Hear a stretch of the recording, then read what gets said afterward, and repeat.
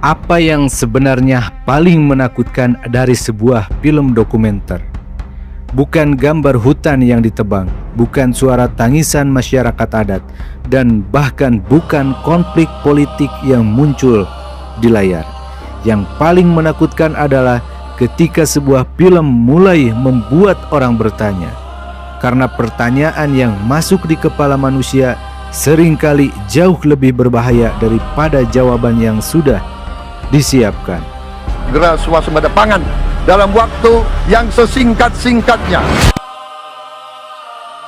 Di sebuah ruang kampus di Universitas Mataram, pemutaran film Pesta Babi dibubarkan.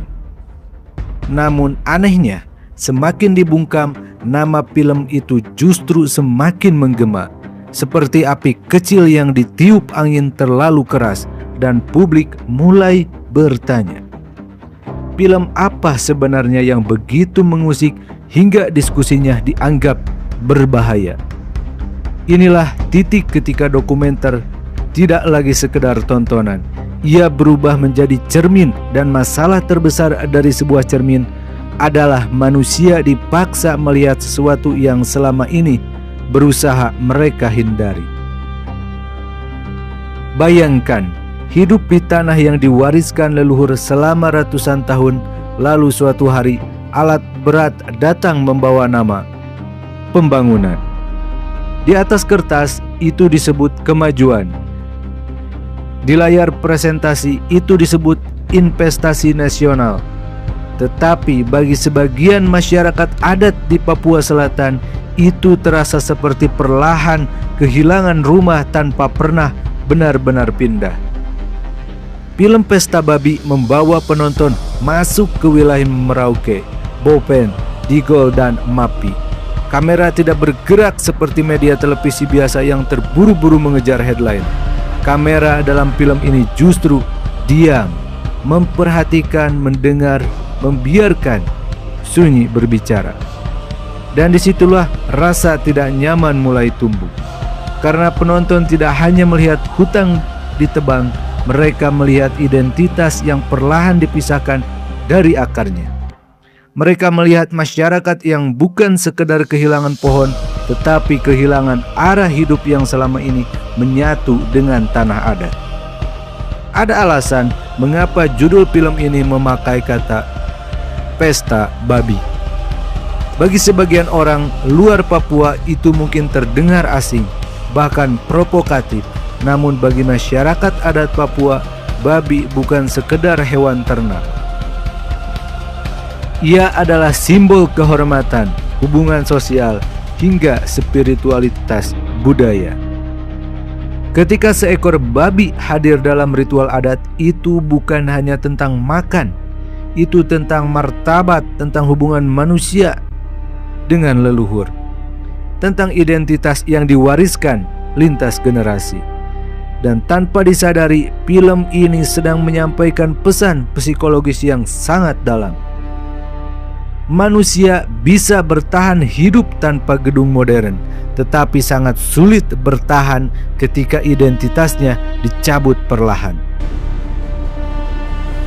Itulah mengapa banyak konflik sosial di dunia sebenarnya bukan bermula dari ekonomi, tetapi dari rasa kehilangan makna hidup. Yang membuat film ini terasa kuat bukan karena narasinya keras, justru karena ia tenang. Tenang seperti seseorang yang sudah terlalu lama menahan rasa takut. Penonton diperlihatkan bagaimana pembukaan lahan skala besar mulai mengubah pola hidup masyarakat. Hutan yang dulu menjadi sumber pangan dan ruang spiritual berubah menjadi area industri. Sungai yang dulu memberi kehidupan mulai dipandang sebagai aset produksi. Dan secara psikologis, ketika manusia mulai merasa tanahnya tidak lagi miliknya, muncul satu kondisi yang sangat berbahaya: kecemasan kolektif. Kecemasan ini tidak selalu meledak menjadi amarah.